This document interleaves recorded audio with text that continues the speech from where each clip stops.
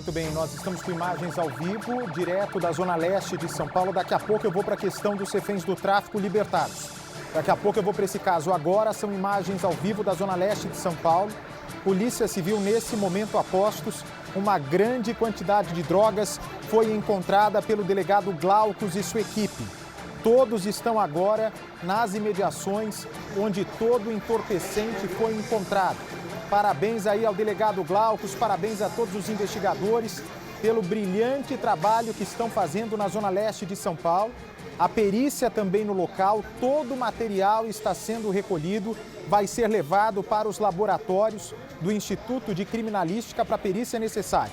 É um trabalho necessário, a comunidade aí da Zona Leste precisa receber bem esses policiais que estão fazendo o melhor para o nosso povo aqui de São Paulo. Enquanto isso, na Zona Leste também, a polícia libertou 3 pessoas que seriam vítimas do Tribunal do Crime. Veja com Leonardo Lara. 3 pessoas marcadas para morrer.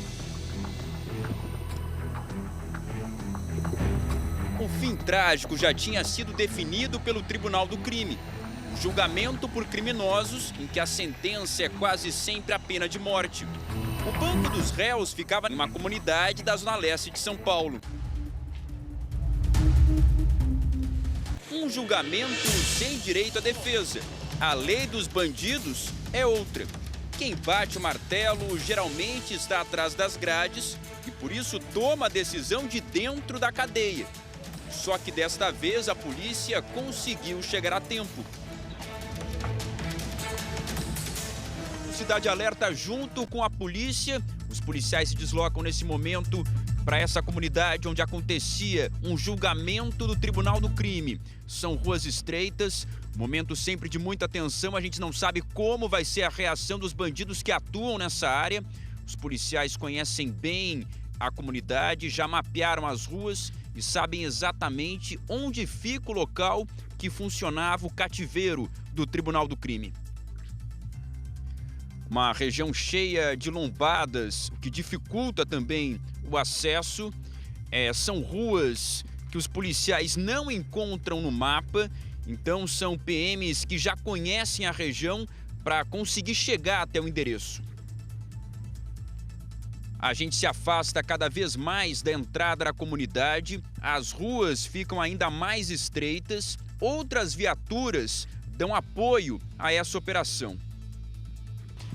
Os PMs saem agora do carro da polícia, toda a atenção é necessária agora que eles começam a cercar essa região aqui, já se aproximando desse cativeiro. O soldado Anderson Silva conhece bem essa área, ele que já é responsável pelo patrulhamento junto com o colega e por isso sabem exatamente como chegar nesse local e também os pontos mais perigosos da comunidade. Outras viaturas dão apoio a essa operação.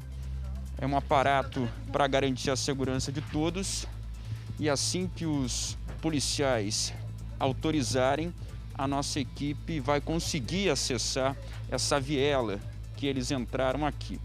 São vários casebres, muitos de madeira e a informação é que a alguns metros aqui à frente funcionava esse cativeiro do Tribunal do Crime. Os moradores mantêm o silêncio, até por medo de quem está por trás desse tipo de julgamento.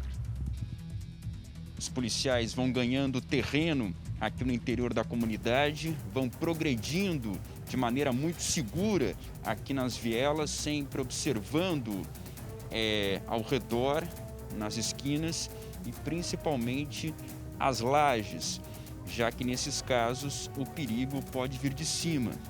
Criminosos posicionados nessas lajes, já que a região aqui é plana. Então, nesses pontos mais altos, eles conseguem ter uma visão melhor de tudo o que acontece. Eles estão em frente a uma das casas. A gente não sabe ainda se é o local do cativeiro, onde 3 vítimas eram mantidas há cerca de 24 horas. Agora sim, com a autorização do policial, a nossa equipe se aproxima, sempre para manter a segurança. respeitando aqui as normas e também o que eles recomendam, já que conhecem bem aqui a região. Bom dia, tudo bem?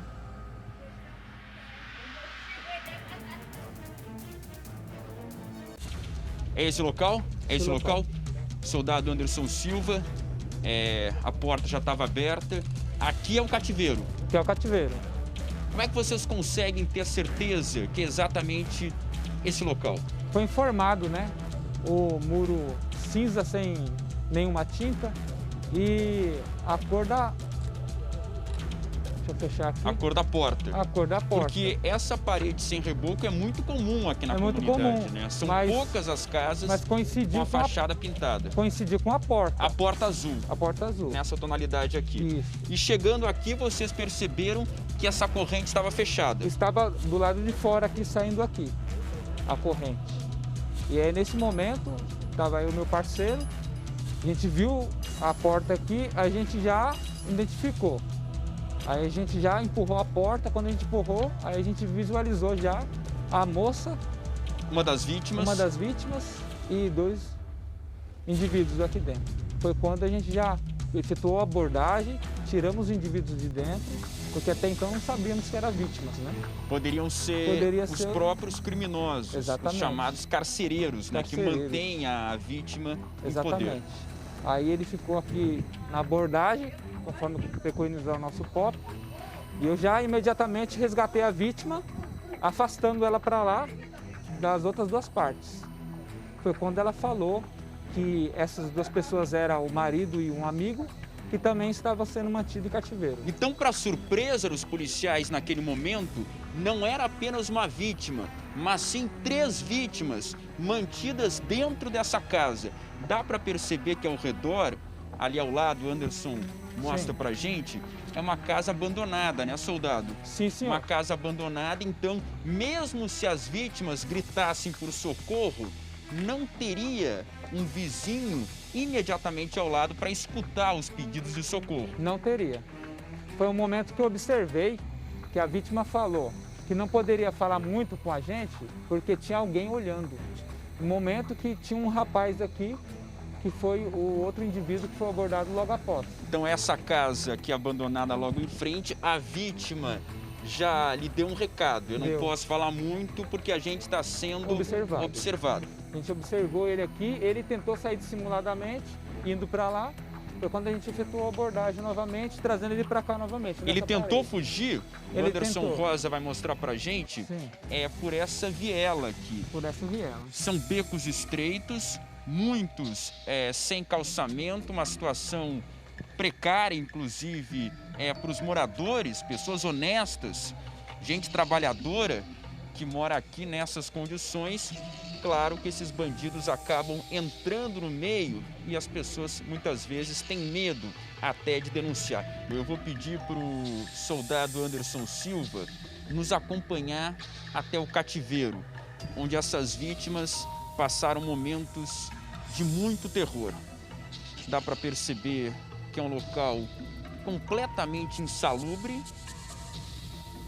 Normalmente os moradores são expulsos desses locais para que os bandidos tomem conta, às vezes para usar como ponto de venda de drogas, nesse caso como cativeiro do Tribunal do Crime. Isso aqui é o banheiro, soldado? Então, pelas informações que as vítimas passavam para a gente, eles enforcavam a vítima aqui para não fazer barulho, colocavam o corpo nesse local que vocês estão mostrando agora, nesse possível banheiro, e deixava o corpo aí até esfriar e posteriormente eles levavam para outro lugar que não tinham conhecimento de onde levavam, mas era aqui que esfriava os corpos. Então o que o Cidade Alerta mostra nesse momento é o local exato onde as vítimas do Tribunal do Crime eram executadas após o julgamento, a sentença de morte. Sentença de morte. E aqui eles ainda aguardavam um tempo até levar para o cemitério clandestino. Sim. Levava um tempo até levar para um cemitério clandestino. Como foi informado pela vítima, ela informou que eles tinham horário marcado para morrer, às 17 horas. Em que posição vocês encontraram as vítimas o soldado Lisboa e o soldado Anderson Silva, a dupla que invadiu aqui o casebre. No momento da abordagem, que a gente abriu a porta, estava uma das partes, a vítima, a Luana, estava aqui sentada, né? E o seu esposo Alan estava aqui em pé, ao lado dessa televisão, e o outro rapaz, o Michael, estava deitado nessa cama aí. E foi um momento que a gente já, abrindo a porta, a gente já adentrou e já com um posicionamento já profissional e bastante técnica, a gente conseguiu tirar eles daqui de dentro dessa residência e tirar a vítima em segurança e afastar ela dos indivíduos. O que a gente percebe aqui nesse local é que não há nenhum sinal de que eles tenham feito alguma refeição nesse tempo todo em que permaneceram em poder dos bandidos. Cerca de 24 horas. 24 horas. Não tem cozinha aqui, não tem geladeira, fogão, apenas esse aparelho de televisão mais antigo estava desligado. Estava desligado no momento. É justamente para passar essa noção de tortura. De tortura. Um local fechado, não tem janela aqui. O Anderson Rosa mostra pra gente que é uma estrutura sem janela, com muito mofo, que dá um mau cheiro muito forte, ainda mais se a pessoa tiver alguma alergia. Aqui havia uma porta antes que foi fechada. Aqui, ó, restos de cigarro. Possivelmente foram os bandidos que fumaram aqui na frente das vítimas. Daqui a pouco a gente vai entender o motivo dessas 3 vítimas terem sido trazidas aqui para esse local. O Cidade Alerta já havia mostrado esse outro cativeiro na mesma região de São Paulo. Estouramos o cativeiro, chutamos a porta. Chegou a ter algum disparo, doutor? Não. Sem disparo e sem reação. Sem disparo e sem reação. Anunciamos a polícia, né? Desse lado aqui, ó, nessa cama, tava o carcereiro aqui, tá? Tem cigarro ali, ó, ele deve ter consumido cigarro, bebida, né? Ele tava nessa cama, comida, sanduíche, ó. Tá? Um banheiro ali no fundo. Doutor, Ele tá sendo preso em flagrante por sequestro. E aqui na cama, onde tá tudo bagunçado, tava a vítima. Os policiais chegaram ao local depois de uma denúncia anônima que indicava apenas a cor do telhado e esta antena de TV instalada na casa. Um criminoso foi preso e a vítima liberada. O homem tinha sido capturado depois de ser acusado de assediar a namorada de um dos chefes da facção criminosa. Ele é sequestrado, ninguém fala para onde vai, muitas vezes a família nunca mais vê. Ele ia ser executado aqui, ele ia ser morto aqui. Depois de morto, ele ia ser enterrado num cemitério clandestino. Então, a família ia passar o resto da vida sem saber como morreu, aonde foi enterrado, como foi julgado, nada. Então, assim, isso passa do limite do desumano. Há 2 meses, a polícia prendeu um dos chefes da maior facção criminosa do país. Islan Ramos Ferreira, o jagunço, era o responsável pelas execuções do Tribunal do Crime.